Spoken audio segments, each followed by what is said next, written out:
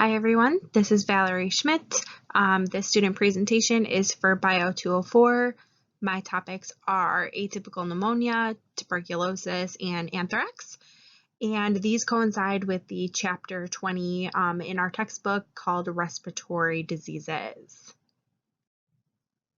All right, as we get started here, I made a table of contents, basically saying what we're going to go over in this presentation. The first thing that we're going to go over is respiratory diseases, kind of an overview, what's involved, who's most at risk, and how do they happen. The next three topics are atypical pneumonia, tuberculosis, and anthrax. We'll kind of go into some background information, symptoms and diagnoses, and then treatments and therapies for each one of these diseases. And then I made a slide at the very end, kind of just explaining a little bit about why this matters as future clinicians. Great, so jumping right in, the respiratory system diseases is comprised of the respiratory system. I included the picture on the right-hand side for everybody to kind of follow along about what is involved in the respiratory system. The oral and nasal cavities, the larynx, pharynx, and trachea, and then most importantly, the lungs and the diaphragm. Air passes through the nasal and oral cavities and then passes through the larynx, pharynx, and trachea down into the lungs and then is pushed in and out via the diaphragm. Okay, so next is who is most at risk for respiratory system diseases. A lot of tobacco users, people who are exposed to air pollution and allergies like in big cities, occupational jobs that include chemicals and dust that you're breathing in all day, every day if you're not wearing a mask, and then children with developing respiratory systems that can't handle a lot of the respiratory, pathologies, I guess you could say, like pollen and particles in their lungs since they're just developing. And then people with diabetes and cardiovascular disease are at higher risk for respiratory system diseases because their immune systems are a little bit more suppressed. Respiratory system diseases happen by breathing in particle pollution. They can also happen in response to asthma and allergies. When you have infections as a child, whether that be just regular infections like ear infections, things like that, they can evolve and become respiratory system diseases because those tissues are so frail anyways, they can travel to other parts of the body. And then I also found that living near highways, if you're a low social status, unfortunately, or kind of live in high trafficked areas where there's a lot of like maybe city buses with a lot of air pollution that can cause respiratory system diseases and deficiencies. And then obviously working in healthcare fields, you're going to be exposed to quite a few respiratory system diseases, and we wear masks as future clinicians to make sure that a lot of those are prevented. All right, so moving right along to our first topic is going to be atypical pneumonia. I apologize in advance for the pronunciation of some of these bacteria because they're kind of long, a little hard to pronounce here, but I'm going to do my best. Okay, so the first thing about atypical pneumonia is it is a gram-negative, and it is a spherical or filament-shaped Mycoplasma pneumoniae. They sometimes have variations in shape. If you see to the picture on the left, they can sometimes have a little bit spherical shape, like a ball, and then some of the other ones are a little bit longer, almost looking like a worm and stuff. So they can have a little bit variation in shape when it comes to the morphology of it. But for the most part, it is mostly spherical and filament shaped. So there's three different types of the Mycoplasma pneumoniae. The first one is the most common one associated with atypical pneumonia, which is the Mycoplasma pneumoniae, which usually affects people under the age of 40 with very mild symptoms. A lot of people I found when doing some research don't really know that they usually have typical pneumonia. Commonly, it just causes earaches, headaches, and a sore throat. So a lot of people, it doesn't even require really a doctor's visit. And so either can usually be cleared with a lot of different over-the-counter medications. The second one here is the Chlamydophila pneumoniae, and it's common in school-age children and young adults. So this is one that you're going to be seeing more at like daycare centers, elementary schools, things like that can be spread between young kiddos. And then the next one is Legionella pneumophilia, which is a little bit more severe and generally seen most often in older adults, people who smoke, and those with weakened immune systems. It's also called Legionnaire's disease. This is the one where it's a little bit more extreme, so you may go into the doctor and then actually be diagnosed with atypical pneumonia. Alrighty, a little bit of background information about atypical pneumonia is it is also known as walking pneumonia. It can be interchanged with the name tracheobronchitis, aka a chest cold. And the difference between atypical pneumonia and typical pneumonia is that the symptoms emerge pretty slowly. I don't know about anybody else, but I really didn't know about the name atypical pneumonia or typical pneumonia. I just thought that there was only one type and it was called walking pneumonia because you never really hear atypical versus typical and everything. And pretty much it's because the atypical pneumonia affects the lower respiratory tract infection of the lungs. That includes the swollen lung tissue and inflammation. These symptoms do emerge a lot slower than typical pneumonia. So a lot of the time people just think, oh, I just have a lower respiratory tract infection, a cough, a chest cold, something like that. And the typical pneumonia is called walking pneumonia just because most people can walk around and do regular normal activities while having this respiratory infection. It is contagious. It is spread through close contact through air and water molecules and can live up to several hours to days on certain objects. So it is important to make sure that we continue to clean and all that kind of stuff when coming in contact with people that are experiencing a chest cold or any type of respiratory tract infection symptoms. Okay, so jumping into symptoms of atypical pneumonia, usually the symptoms are a lot milder in atypical pneumonia compared to typical, and symptoms differ based on the type of organism causing the infection. Like I said in slide 2 of the presentation, there are 3 different types of organisms that can cause atypical pneumonia, and depending on the type of organism and how much the infection has spread depends on the types of symptoms that you may be experiencing. These symptoms include a persistent cough that may come in fits throughout the day, flu-like symptoms such as a chill, fever, cold sweats, a sore, dry, or itchy throat, a persistent headache, weakness or fatigue, chest pain when breathing deeply, and aches and pains in the muscles and joints. As you can see, a lot of these symptoms are very common and very much just flu-like symptoms. Like I said, they are very mild compared to typical pneumonia, and a lot of people, this is why it's called walking pneumonia or a chest cold, because a lot of the time people just think, I'm feeling sick, I don't feel well, this isn't enough to go to the doctor, but I think I'm just going to stay home because I have all of these symptoms that are consistent with just a flu or a sickness. So if you take a look at the diagram on the right, the left-hand side, it shows a healthy small airway where the air can move freely up and down the passageway in the lungs. But then with atypical pneumonia symptoms, the small airway with pneumonia, there's germs, white blood cells, and mucus. So that's where that cough may come in. That may come in through fits throughout the day.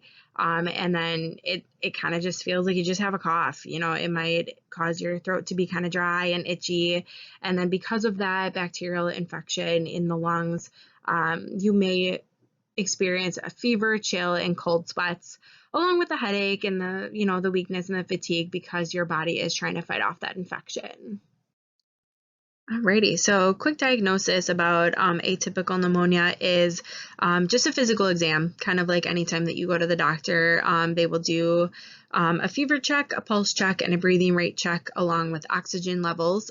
Since this does have to deal with your lungs, we just want to make sure that we are having enough oxygen that is getting delivered to your body. They'll listen to your breathing using a stethoscope, And if they do find anything with the physical exam that is abnormal, they will do a chest x-ray. But the most common is just a blood test to do the blood counts and the kidney functions of your body to identify the type of bacteria present. And then if they find that it is atypical pneumonia, the chest x-ray would just be a follow-up just to make sure that there's nothing even more abnormal than just the atypical pneumonia present. The picture on the right is atypical pneumonia in the right lung, obviously identified by the right or by the red section of the chest x-ray. So there are no vaccines at this time for atypical pneumonia because it only accounts for 7 to 20% of community-based pneumonia cases each year because, like I said in the previous slides, symptoms are very mild. A lot of the time don't even require going into the doctor, but in some cases it can be quite severe enough to have somebody go into the doctor to get checked out. Alrighty, so some of the treatments and therapies for atypical pneumonia include antibiotics if bacteria is the cause of the infection. But for most of the time, like I said in the previous slides, most people don't have to go to the doctor for atypical pneumonia. So the biggest treatments and therapies that are recommended are ibuprofens, Tylenols, kind of some anti-inflammatories, because like I talked before, atypical pneumonia is an inflammatory disease of the lungs. And those anti-inflammatories can help reduce symptoms such as fevers, aches, and pains, along with drinking plenty of fluids such as water, herbal teas, loosening up that phlegm and mucus, and then obviously rest. If your cough is bad enough, you can, obviously turn to over-the-counter cold or cough medicines that suppress the cough. But usually, most of the time, cases don't get to the point where you need hospitalization. Obviously, people do have to go in for atypical pneumonia if they have a weakened immune system or ongoing illnesses, including diabetes, heart disease, or lung disease that can make atypical pneumonia a little bit worse. So then hospitalization might be required. Alrighty, so the next disease that we're going to talk about in this presentation is anthrax. This is a respiratory disease that is gram-positive, rod-shaped bacteria known as Bacillus anthracis. Again, I apologize if I am totally butchering these names, but Bacillus anthracis is one of the most likely agents to be used in a biological attack. So when compared to atypical pneumonia, anthrax is not just a common cold or chest cold. It is something that actually hasn't been seen since 1960. There are fewer than 1,000 cases in a year, and it's not contagious and it's not common. But it is something that when people talk about a biological attack or biological terrorism, anthrax is one of the biggest ones to come to mind. When you take a look at the pictures on the right-hand side here, both of these are of anthrax as viewed through a electron microscope and then just a regular microscope with gram staining. Both of these are, like I said, they're not common and they are not seen very often at all. If anything, they're pretty much kind of, I wouldn't even say like extinct, but the only concern that we really have nowadays with them is in a biological attack. Alrighty, so a little bit of background information about anthrax is the first case was in the early 1800s. And like I said on the last slide, we haven't seen anthrax really since the 1960s. What basically happens with anthrax is spores get into the body and then are activated and become anthrax bacteria. Then the bacteria can multiply, spread out in the body, produce toxins, also poisons, and cause severe illness. People who are most at risk for anthrax are people who handle animal products, veterinarians, livestock producers, lab professionals, and mail handlers, military personnel, and response workers who may be exposed during a bioterror event, including anthrax spores. Most of the time, anthrax occurs in animals, most common in architectural regions including Africa, Asia, and the Caribbean, Central and South America, Southern and Eastern Europe, and the Middle East. Usually what happens is sometimes for a bioterror event, for example, somebody can put anthrax spores on a package. They can put it in animal product, or excuse me, take an animal that was exposed, package up their meat or byproducts, and then ship them to other places in order to spread the spores. Alrighty, so once you receive that package or eat that meat or come in contact with that animal that has anthrax exposure, some of the disease mechanisms really depend on how anthrax enters the body. There's 4 different ways, one of them being gastrointestinal, eating undercooked meat. Another one is cutaneous, through a cut, scrape while handling animals. Injections, through drug injections, which is super uncommon, but it is still a way to be exposed to anthrax. And then the big one that we are going to focus on is inhalation. A big one back in the day when it was first discovered was most of the time people who were working in wool mills, slaughterhouses, farms with infected animals or contaminated animal products were the most at risk. Also, anthrax is most deadly when inhaled. So that's the one that we're going to be focusing on, since obviously this is a presentation for respiratory diseases. But we're also going to kind of focus on the cutaneous ones too, because the cut or scrape, when anthrax gets into a cut or scrape, it enters the bloodstream. And since the bloodstream is very important in the respiratory system when it comes to the blood oxygen exchange rate, cutaneous and inhalation is when anthrax can really be deadly. What happens with anthrax after it enters the body, it comes in contact with you after animals breathe it in and ingest those spores and then become infected, and then we handle and eat those animals and then become infected as a result. Some of the symptoms that you may experience after you've been exposed to anthrax, especially inhalation, since it's the most deadly one, it actually usually turns into meningitis. It starts in the lymph nodes and in the chest before spreading throughout the rest of the body.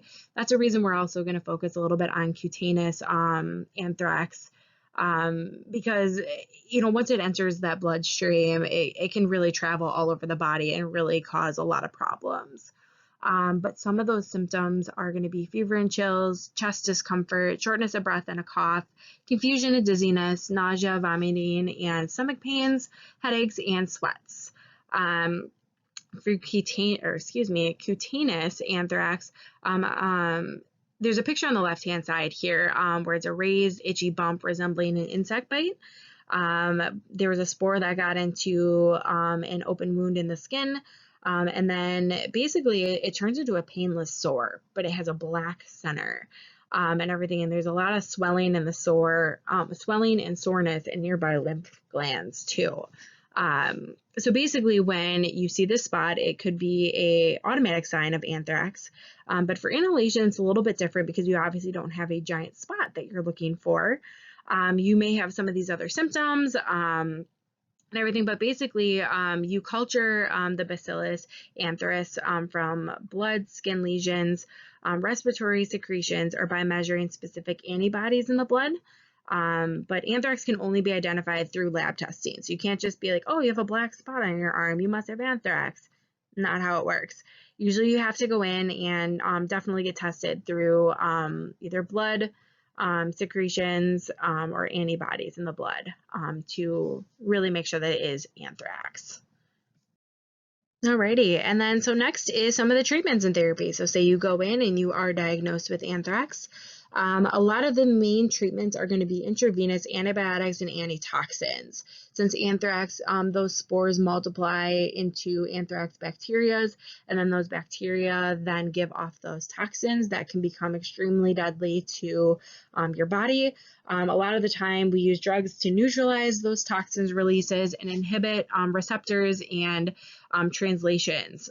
So then those bacteria then can't multiply and release those toxins. Anthrax is extremely deadly, like I said, with inhalation. It may require aggressive treatments or hospitalization, and it may require continuous fluid drainage and mechanical ventilators if it gets bad enough. Like I said, it's deadly if it's untreated, but there has been a vaccine that has been developed for anthrax that protects against the disease, but it is only currently recommended for people at high risk of exposure, and is not available for everybody, only if you're at high risk, such as military and postal workers and lab techs. Alrighty, so then the third topic we're going to talk about in our respiratory diseases is going to be tuberculosis, also known as TB. Anybody who works in healthcare, school systems, daycares, any time that you're close contact with pretty much anybody, it is required to have a TB test.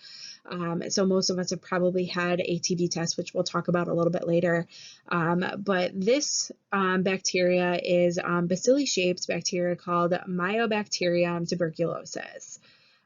This is a bacteria that needs to be acid fast stained instead of the gram-negative and gram-positive bacteria we just talked about.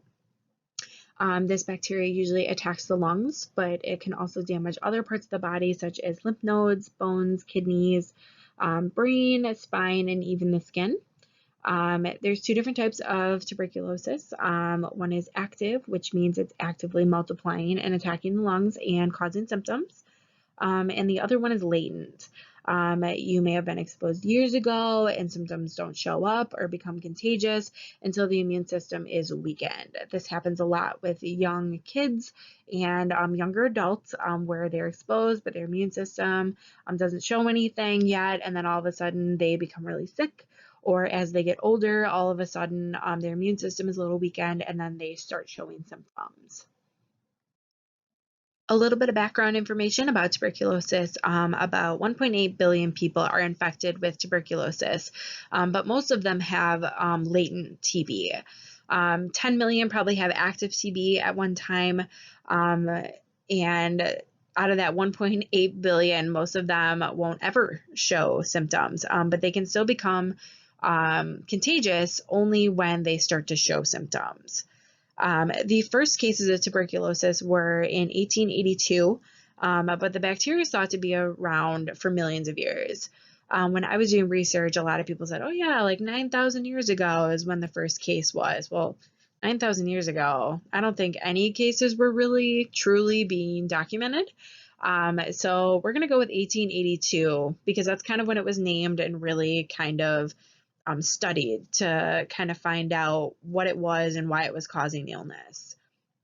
The people most at risk for tuberculosis are babies and young children with weakened immune systems, people with chronic conditions such as diabetes or kidney disease, people with HIV and AIDS, organ transplant recipients and cancer patients, and people receiving certain treatments for autoimmune disorders such as rheumatoid arthritis and Crohn's disease.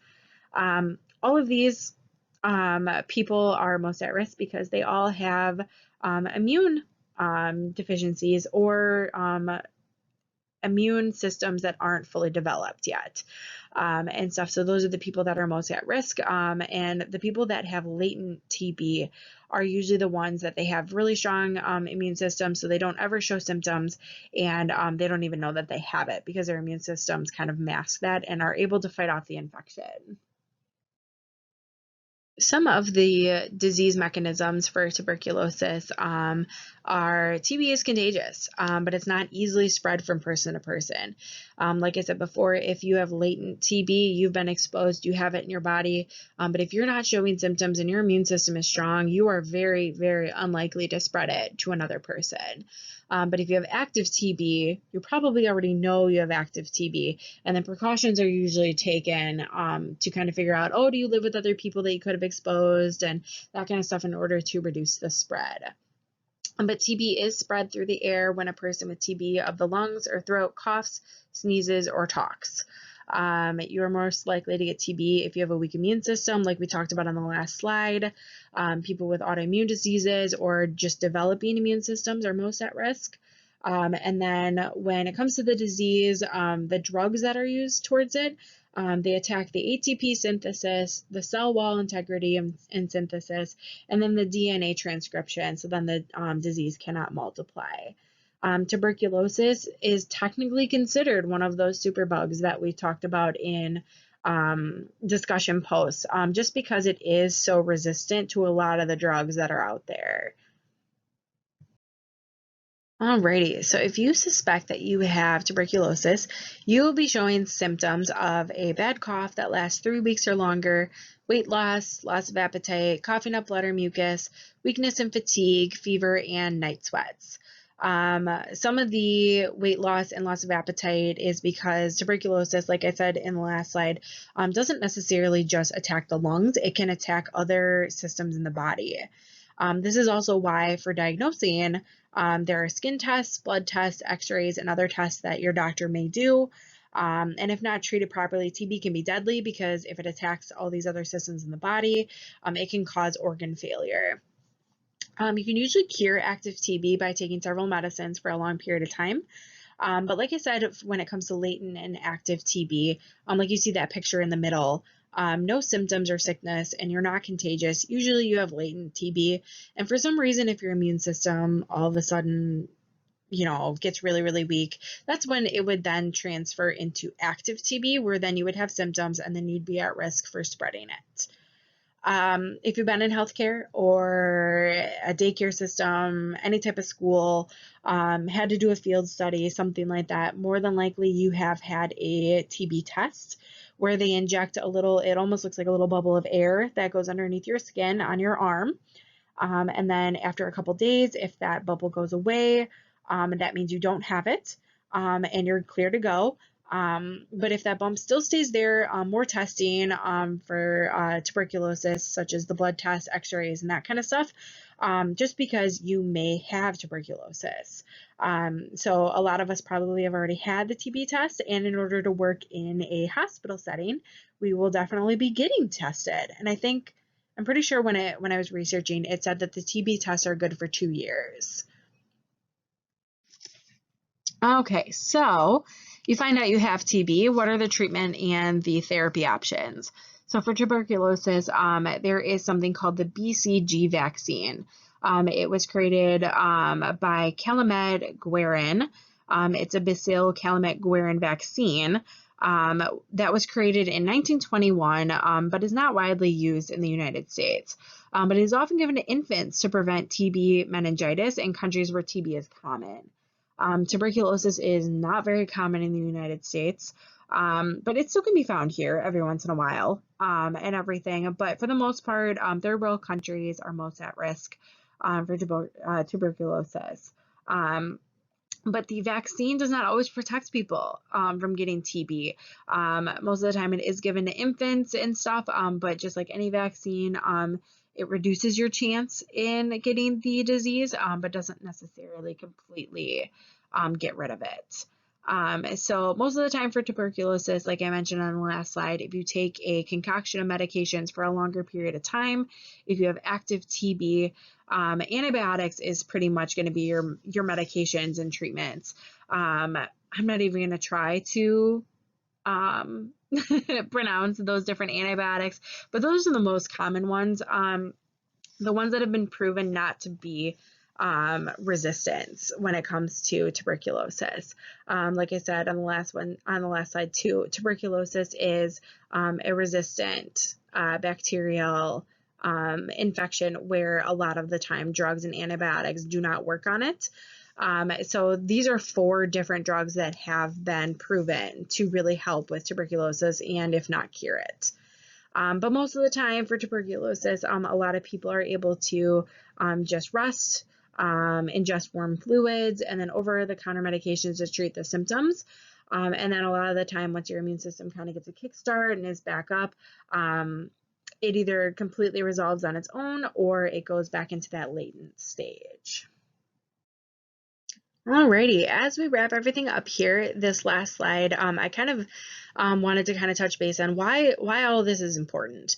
It's important as future clinicians, just because working in the healthcare field, it's good to know the background of some of these main diseases that pretty much everybody's heard of. Everybody's heard of anthrax, tuberculosis, and atypical pneumonia before, but sometimes you don't really know the bases of them, how they're treated, where they come from, who's affected, that kind of stuff. And knowing those signs and symptoms of these diseases to help diagnose and treat respiratory illnesses is super important.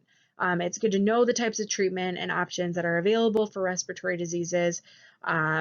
Just, kind of like anything, it's good to know overall broad symptoms, treatments, things like that in order to approach, you know, other common diseases with that knowledge. Some of these diseases can be fatal, even in healthy individuals, and can portray symptoms such as, a common cold, like the chest cold, like the atypical pneumonia. So they can portray those symptoms that are common, and it could be a less threatening disease and everything, but it can be fatal in even healthy individuals. So really kind of distinguishing between those respiratory illnesses and those signs and symptoms are really important to kind of make sure that we know as future clinicians. Respiratory illnesses can rarely be seen. So listening to our patients and their bodies to ensure that we're correctly taking care of them is super important. Anthrax, yeah, it can be seen on the skin from that black dot that I talked about. But for the most part, the most deadly form of anthrax can't be seen. And it presents itself as something that doesn't seem necessarily super deadly. So we're just really making sure that we listen to our patients and do the right diagnosis techniques just to make sure that we really are taking care of them.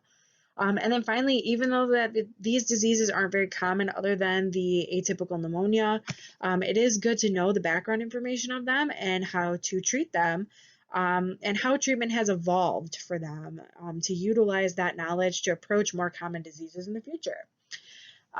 Yeah. So this last slide is the sources. So this kind of just wraps up my presentation here. Since this video is going to be going on YouTube, I don't know how we're going to be doing questions or comments, but I know that YouTube has a question and comment area on it. So I would assume just go ahead and drop your comments, I guess, down in the bottom. And thanks for listening, guys.